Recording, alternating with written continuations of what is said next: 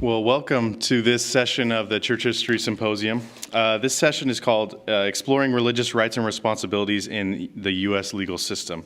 My name is Brian Passantino. I'm a research consultant at the Church History Library, and I'm really excited to be moderating this session. We have a great slate of presenters today.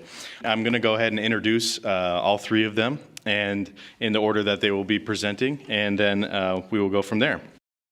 Our final presenter is William C. Duncan, goes by Bill. He is a Sutherland Institute. He's the Sutherland Institute's Religious Freedom Policy Fellow. He formerly worked in the Law and Religion program at Catholic University of America's Columbus School of Law and has taught college courses on religion and law. I'm grateful also for the opportunity to participate, and it's fun to have one of the few benefits of getting older is your younger colleagues do amazing things in their careers, and to be a part of watch that happen is pretty inspiring. I'd like to just present kind of maybe make a case that through the history of religious freedom in the United States as it's developed and flourished in some ways, and I don't want to give away the ending too fast, but the Church of Jesus Christ of Latter-day Saints has had an interesting interaction with the history of religious freedom in the United States. One thing that I think I see developing is a kind of a consistency in the claims that the Church has made for religious freedom, but also a slightly different the nature of the claim is a little different than we sometimes hear in legal arguments for religious freedom specifically. And I'd like to kind of describe, take my thesis from a piece that I wrote for the Sutherland Institute about kind of a popular essay on religious freedom and how it's developed in the United States. And to do that, I'd like to kind of divide that history into four sections they're rough, but I think it can illustrate what I'm trying to describe. The first period, I think, is what I would think of as when the aspiration for religious freedom develops in the United States, when it becomes kind of part of the fabric of our nation. They begin, of course, famously during the colonial period, when a number of the colonies are developed, at least in part, as a way of providing a setting for religious freedom to occur. The most obvious example, of course, the Plymouth Colony, where the Puritans came after being persecuted in England, but also Maryland with the English Catholics who'd undergone horrible persecution and came to the United States, came to the colonies, what would eventually become the United States, as a place of potential religious tolerance. Other examples could be given, but I think the key thing to understand in this period is that they were struggling to extend religious toleration to others. I mean, in other words, and this is, I think, well known, that they claimed religious freedom and wanted to practice their beliefs, according to their conscience, as we talk about, but they didn't always do well at extending that same privilege to others. But having said that, the development is very positive over time. One of the kind of positive stories that I love is in 1775 when colonial officials in New York are creating a military draft to help support the Revolutionary War effort. The state decides to exempt Quakers from the draft. That actually was codified in the state's constitution in 1777. I think that suggests that there's an indication, at least, that increasing value is being placed on religious practice in the early colonial period. There are challenges, of course, both ways, and we all are aware, I think, of the famous situation in Virginia with the jailing of Baptist preachers. But then again, on the more positive side, the Act for Establishing Religious Freedom that Thomas Jefferson writes that ends those legal penalties and sets up an important precedent for the U.S. Constitution, which comes shortly, or the First Amendment, which comes shortly thereafter. The high point as a matter of law, as a matter of a legal document, of course, is the ratification of the First Amendment in 1791, which says Congress shall make no law respecting an establishment of religion or prohibiting the free exercise thereof.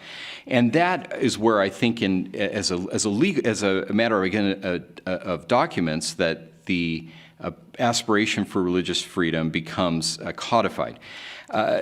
Although I think it's important to recognize that there are some other developments still to come, like the ending of state establishments that comes shortly thereafter. As this period, as this period comes to a close and these aspirations are being developed in our founding documents and in the practice to some degree of the states, the restoration process is beginning, resulting in, at least in the institutional church in 1830. The early church interacted with this formative experience, of course, in different ways, because it comes essentially at the end of this, of the period that I think of as the aspiration period. But they're very interesting. For instance, the Book of Mormon provides a prophetic endorsement of the providential narrative of the establishment of the Americas as a haven for religious freedom. Nephi sees in vision the Gentiles coming to land and being delivered by the power of God out of the hand of other nations. The 1835 Declaration of Belief regarding government and laws in general, that's contained in Doctrine and Covenants section 134, specifically endorses the First Amendment language. We believe that rulers, states, and governments have a right and are bound to enact laws for the protection of all citizens in the free exercise of their religious beliefs. So using the language of the First Amendment. Perhaps most interesting to me, though, is that the Latter-day Saint scriptures, that Michael's referenced this already, include a revelation providing a doctrinal justification for the constitutional rights, including free exercise. In it, the Lord says that he allowed the laws and Constitution to be established and that they should be maintained for the rights and protections of all flesh according to just and holy principles. But here, what I think is interesting, that every man may act in doctrine and principle pertaining to futurity according to the moral agency which I have given unto him, that every man may be accountable for his own sins in the day of judgment. So there's a theological reason why religious freedom is important for Latter-day Saints. For this reason, and to end the practice of keeping others in bondage, as Michael's described, the Lord explains he's established the Constitution. Interestingly, these doctrinal endorsements of free exercise not only make the claim for the privilege to worship Almighty God according to the dictates of our own conscience, as the Article of Faith says, but specifically endorse the same privilege for others. Let them worship how, where, what they may. So from the outset, Latter-day Saint teachings coupled the right of religious free exercise with the responsibility to preserve that right for others and respect that right of others, both in the Article of Faith, but I think implied in Section 101, all flesh. The declaration in Section 134 specifically recognizes how well-established, what I think now is a well-established legal rule, that even constitutional rights such as free exercise can be limited when there's a compelling interest. Of course, Section 134 doesn't use that language, but I think that's applied in this language, so long as a regard and reverence are shown to the laws and such religious opinions do not justify sedition nor conspiracy. And we see an interesting episode in Nauvoo that was talked about yesterday in the presentations, where the church or church leaders endorse a very strong statement for religious freedom in municipal law. The second period in U.S. history, I think, is the struggle to honor that aspiration. We have an aspiration of free exercise, but of course it doesn't actually come off all that well in practice. We've heard today and throughout the conference about the persecution of Latter-day Saints. We should note the persecution of Jews. There's in my notes I thought about the fact that Ulysses Grant, as a general during the Civil War, specifically ordered expelling Jews from a district that was controlled by the military until Abraham Lincoln revoked that order. The persecution of Catholics is also well known, and coming closer to our time period, the Jehovah's Witnesses, which I'll refer to in a moment a little more. So what's the church doing during these times? Well, clearly it's arguing for religious freedom and trying to secure some space for members to live out their religious beliefs in peace, including by following in some ways the precedent of the colonial period of going to a different location where that would be more likely to happen. But I think despite this persecution, and with some ups and downs as has been described, the church did continue to recognize the responsibility to extend the rights of religious freedom to others. In the test case that challenged the polygamy prosecutions that Michael's described, Reynolds versus United States, the church's proposal for a way of understanding the First Amendment is very robust, far ahead of its time, of course, because the Supreme Court unanimously rejected that, and in their ruling endorsed a very narrow view of the Free Exercise Clause. Congress was deprived of all legislative power over mere opinion, but was left free to reach actions which were in violation of social duties or subversive of good order. So that was the Supreme Court's reading. But it's important, I think, to recognize that the church's proposal was much broader and would have been more protective of many religious minorities, including those who were persecuted throughout the rest of the 1800s and the early 1900s. Another indication, I think, of the church's effort to try and be open to the beliefs and practice of others was the effort to ensure in the different constitutions proposed during the legislative period and then the constitution that actually became the law when Utah becomes a state, to secure, this is a quote I like from an old law review article, every imaginable protection for religious freedom. And you do see that in the Utah Constitution, many mentions in various settings of religious freedom. Though certainly, of course, this is imperfect, right? The Latter-day Saints, as human beings and as a state, there was tension occasionally, in some cases extreme, with those who were outsiders. But I think there's evidence that there really were good faith efforts going on by church leaders to facilitate the religious practice of other faiths. I noted an article from Dan Peterson who described how in May 1873, a Catholic high mass was sung by a Latter-day Saint choir in the St. George Tabernacle. An example, I think, of a good faith effort to try and facilitate the beliefs of others while claiming those beliefs for themselves. The aspiration for religious freedom begins to be embraced, I think, more fully in the 20th century with the well-known cases involving the Jehovah's Witnesses that result in I think primarily the one that stands out most probably is the Barnett case, where Jehovah's Witness students could not be forced to say the Pledge of Allegiance or to join in the Pledge of Allegiance. But in other important cases, and ultimately, as we know, the Sherbert versus Verner case, where the Free Exercise Clause is interpreted by the court in a way that was more consistent with what the church had argued in Reynolds versus United States. What's happening during this period? We see the well-known examples of the Jehovah's Witnesses and other minority religions to practice their beliefs and have those respected. We know that there's a social change, beginning with the ultimately unsuccessful campaign of Al Smith to be president, although he was Catholic. But some of those things are creating an opening and some changes. I think that the Reed-Smoot hearing could be understood as a little bit of a legislative version of the same thing, allowing, again, a little bit of room for religious minorities to have a place in the governing structure. And I think that was also significant. But there are some smaller things that are happening that I think also are really important.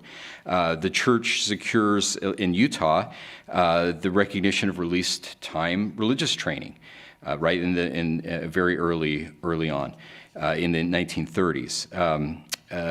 after meeting with President Lyndon Johnson, Elder Boyd K. Packer or as a result of that meeting, managed to have chaplain services include Latter-day Saints. That had happened during wartime, but did not become permanent until the 1960s at that point. I think often we think of, and for good reason, that these developments are kind of could be described as a way of the church entering the mainstream. I think that one thing we're supposed to could also learn from this, at least, is that there's the careful, persistent, respectful effort of the church to secure specific protections is actually is of a piece with their commitment to religious liberty for all people. And they're making careful, measured, not necessarily dramatic claims, and those claims are being respected, and I think that extends the boundaries for others as well. Our current period is the most challenging one both to describe and to think about its implications, because I think we often imagine history moving in a certain direction and always kind of ineluctably in a certain direction. But in this case, I don't think that's true. The aspiration is established as a formal matter. We struggle to meet the aspiration, and then we seem to embrace the aspiration and have a period of great protection for religious freedom, certainly in the courts. But now that's changing, and we see streams that they seem to be converging to make this a period where the specific or the exact nature of how religious liberty will be respected in our time is now in some doubt. Certainly as a public matter, as people wonder whether or not religious practice actually is worth respecting, sometimes perhaps because there's less affiliation with religions. Some of the Supreme Court rules have changed, although there's good and bad news in those changes. But also in the increase in regulation. More things that churches do are going to be legally regulated, and so that creates the opportunity for more conflicts than existed before. So during this period, though, the church's position is again consistent but also inclusive. Support for the Religious Freedom Restoration Act, the amicus briefs that the church has filed in important religious freedom cases that was described yesterday, the really inspiring ministry of apostles to make a clarion call, often in concert with those of other faiths, for religious freedom and the respect for religious freedom. Again, what I hope that we'll see is that the church's claim to that its own religious liberty would be respected has been consistent throughout time, but it's also been characterized by great respect for the beliefs of others. I'll reference another quote from Elder Oaks. This one also from 2014. It was a presentation he gave at UVU. And I think it's a good way to conclude, perhaps a way of looking forward. He says, I believe one important way to move forward on religious freedom is to minimize talk of rights and to increase talk of responsibilities. From the standpoint of religion, I urge my fellow believers to remember that the Scriptures continually rarely include talk of rights, only commandments that create responsibilities. And that those who maybe have a more pragmatic approach to religious freedom might want to remember that we strengthen rights by encouraging the fulfillment of responsibilities. I believe that's been one of the consistent and important contributions of the Church of Jesus Christ of Latter-day Saints to religious freedom is to emphasize both the rights of religious freedom, but also the responsibilities. And its example has been effective and points a good way forward as we continue to try to secure those rights.